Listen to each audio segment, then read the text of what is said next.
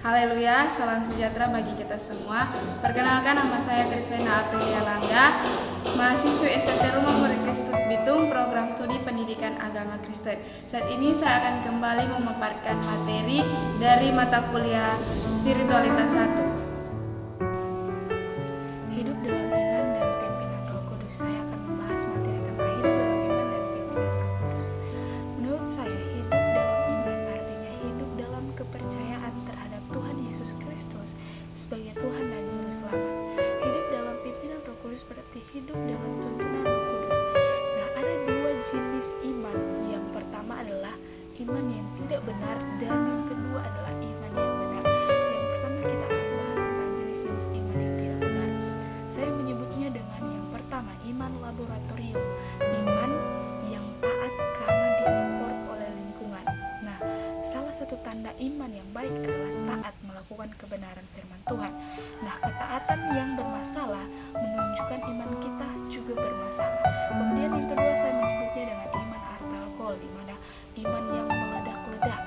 Iman yang meledak-ledak tapi hanya sebentar, tidak berkelanjutan. Dan yang ketiga saya menyebutnya dengan iman iblis atau setan, yaitu sujud, mengenal Tuhan, mengetahui firman, kritis tapi tidak praktis, munafik dan juga tukang mencoba. Jangan seperti ini, kita tidak boleh mencontoh jenis-jenis iman yang seperti ini. Nah, yang poin yang kedua yaitu iman yang benar. Jenis-jenis iman yang benar adalah yang pertama, iman yang benar adalah iman yang didasarkan pada dasar yang benar. Nah, apa itu dasar yang benar? Dasar yang benar adalah firman Allah. Nah, jadi dengan demikian kita bisa mengatakan bahwa dasar iman adalah firman Allah.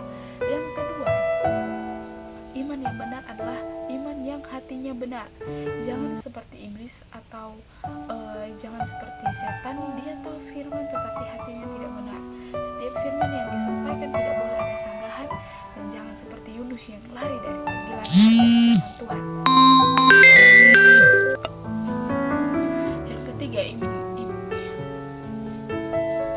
Yang ketiga, iman iblis atau setan. Sujud, mengenal Tuhan, mengetahui firman, kritis tapi tidak praksis, munafik dan tukang mencoba. Jangan seperti ini, kita tidak boleh mencontoh jenis iman yang seperti ini. Nah, iman yang benar adalah yang pertama, iman yang didasarkan pada dasar yang benar, yaitu firman Allah.